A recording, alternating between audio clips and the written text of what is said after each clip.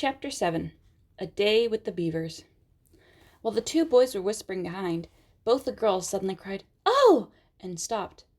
"The robin!" cried Lucy. "The robin! It's flown away!"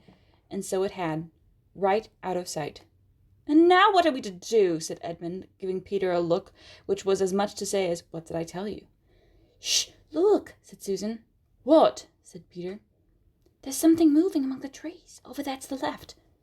They all stared as hard as they could, and no one felt very comfortable. "There it goes again," said Susan presently.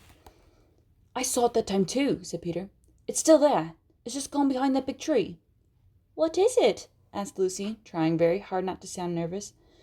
"Whatever it is," said Peter, "it's dodging us. It's something that doesn't want to be seen." "Let's go home," said Susan, and then, though nobody said it out loud, everyone suddenly realized the same fact that Edmund had whispered to Peter at the end of the last chapter. They were lost. "What's it like?" said Lucy. It's a kind of animal," said Susan. And then, Look, quick, there it is!" They all saw it this time, a whiskered furry face which had looked out at them from behind a tree. But this time it didn't immediately draw back. Instead, the animal put its paw against its mouth, just as humans put their finger on their lips when they are signaling for you to be quiet. Then it disappeared again. The children all stood holding their breaths. A moment later the stranger came out from behind the tree, glancing around as if it were afraid someone was watching. Said, "Hush!" made signs to them to join it in a thicker bit of wood where it was standing, and then once more disappeared. "I know what it is," said Peter. "It's a beaver. I saw the tail." "It wants us to go with it." "Or go to it," said Susan, "and it is warning us not to make noise." "I know," said Peter. "The question is, are we going to go to it or not? What do you think, Lou?" "I think it's a nice beaver," said Lucy. "Yes, but how do we know?" said Edmund. "Shan't we have to risk it?" said Susan. "I mean, it's no good just standing here. I feel I want some dinner." At this moment the beaver again popped its head out from behind a tree and beckoned earnestly to them. "Come on," said Peter. "Let's give it a try. I'll keep close together. We ought to be matched for one beaver if it turns out to be an enemy." So the children all got close together and walked up to the tree and in behind it, and there, sure enough, they found the beaver. But it still drew back, saying to them in a hoarse, throaty whisper, "Further in, come further in, right in here. We're not safe out in the open." Only when it had led them into a dark spot where 4 trees grew so close together that their boughs met, and the brown earth and pine needles could be seen underfoot because no snow had been able to fall there, did it begin to talk to them.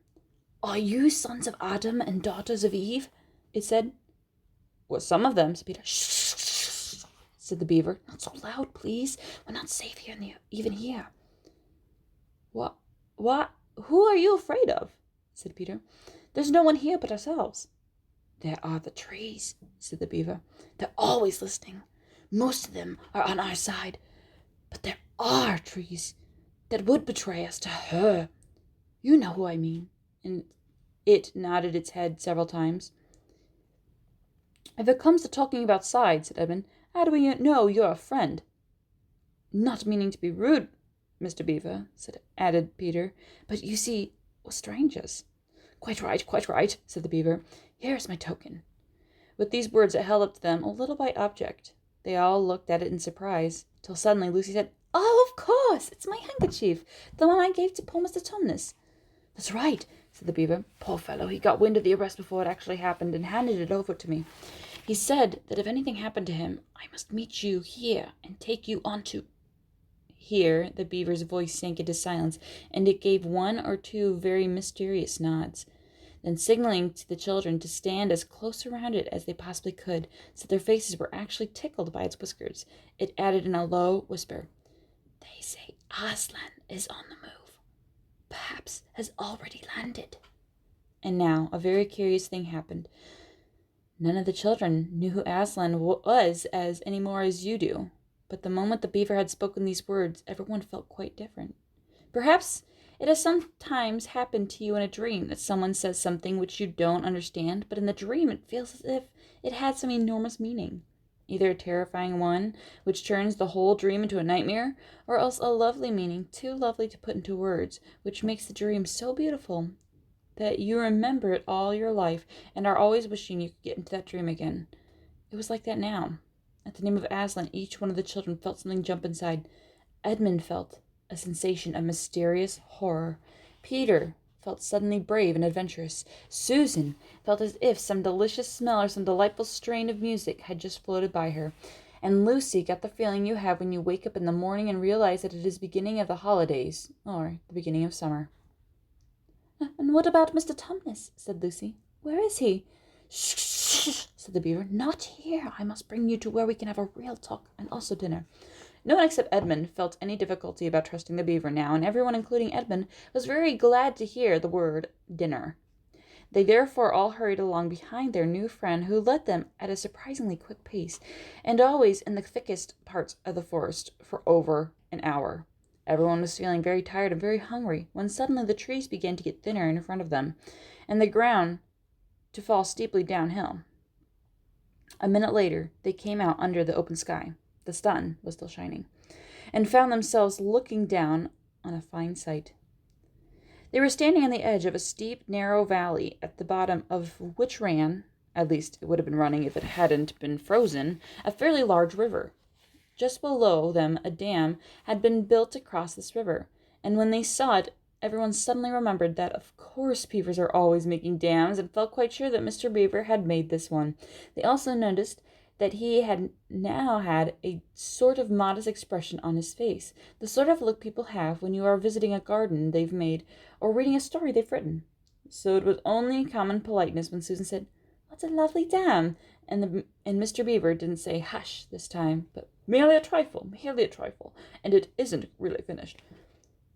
Above the dam there was what ought to have been a deep pool, but was now of course a level floor of dark green ice, and below the dam, much lower down, was more ice, but instead of being smooth, this was all frozen into foamy and wavy shapes in which the water had been rushing along at the very moment when the frost came.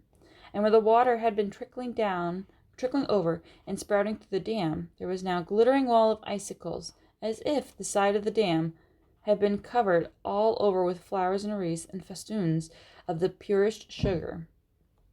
And out in the middle, and partly on the top of the dam, was a funny little house shaped rather like an enormous beehive, and from a hole in the roof smoke was going up, so that when you saw it, especially if you were hungry, you at once thought of cooking and became hungrier than you were before.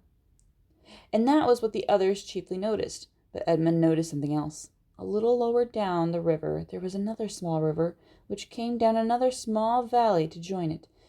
And looking up that valley, Edmund could see 2 small hills, and he was almost sure they were the 2 hills with which the White Witch had pointed out to him when he parted from her at lamp-post the other day. And then between them, he thought, must be her palace, only a mile off or less, and he thought about Turkish delight and about seeing the king, about being a king. "And I wonder how Peter will like that," he asked himself, and horrible ideas came to his head. "Here we are," said Mr. Beaver, "and it looks as if Mrs. Beaver is expecting us. I'll lead the way, but be careful and don't slip." The top of the dam was wide enough to walk on, though not for humans, a very nice place to walk because it was covered with ice, and though the frozen pool was level with it on one side, there was a nasty drop in the lower river on the other. Along this route Mr. Beaver led them in single file right out to the middle, where they could look a long way up the river and a long way down it. And when they had reached the middle, they were at the door of the house. "Here we are, Mrs. Beaver," said Mr. Beaver. "I found them. Here are the sons and daughters of Adam and Eve." And they all went in. The first thing Lucy noticed as she went in was the burring sound, and the first thing she saw was a kind-looking old she-beaver sitting in the corner with a thread in her mouth, working busily at her sewing machine, and it was from it that the sound came. She stopped her work and got up as soon as the children came in. "So you've come at last," she said, holding out both her wrinkled old paws. "At last! To think that ever I should live to see this day. The potatoes are on boiling and the kettle singing, and I dare say, Mr. Beaver, you'll get us some fish." "That I will," said Mr. Beaver, and he went out of the house. Peter went with him, and across the ice in a deep pool to where he had a little hole in the ice, which he kept open every day with his hatchet. They took a pail with them, and Mr. Beaver sat down quietly at the edge of the hole. He didn't seem to mind its being so chilly. Looked hard into it, and then suddenly shot in his paw, and before you could say Jack Robinson had whisked out a beautiful trout. Then he did it all over again until they had a fine catch of fish. Meanwhile, the girls were helping Mrs. Beaver to fill the kettle and lay the table and cut the bread and put the plates in the oven to heat and draw a huge jug of beer for Mr. Beaver from the barrel which stood in one corner of the house, and to put on the frying pan and get the dripping hot. Lucy thought the Beavers had a very snug little home, though it was not at all like Mr. Tumnus' cave.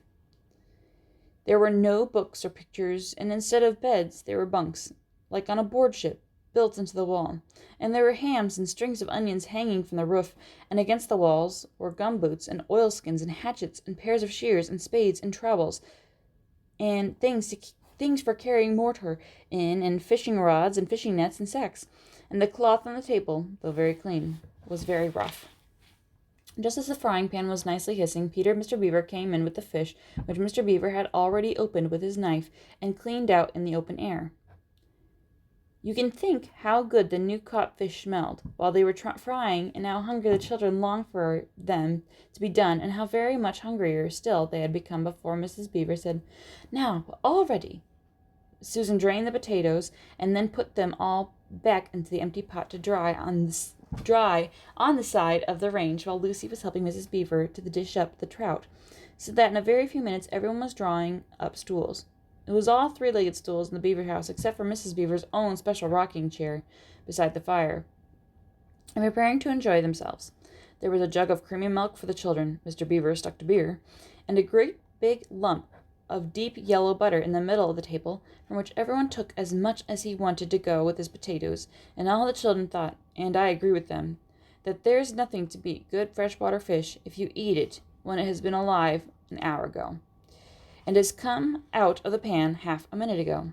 And when they had finished the fish, Mrs. Beaver brought unexpectedly out of the oven a great and glorious sticky marmalade roll, steaming hot, and at the same time moved the kettle onto the fire, so that when they had finished their marmalade roll, the tea was made and ready to be poured out. And when each person had got his or her cup of tea, each person shoved back his or her stool, so as to be able to lean against the wall, and gave a long sigh of contentment. "And now," said Mr. Beaver, pushing away his empty beer mug and pulling his cup of tea towards him, "if you'll just wait till I've got my pipe lit and going nicely, why, now we can get to business. It's snowing again," he added, cocking his eye at the window. "That's all the better, because it means we shan't have any visitors, and if anyone should have been trying to follow you, why, he won't find any tracks."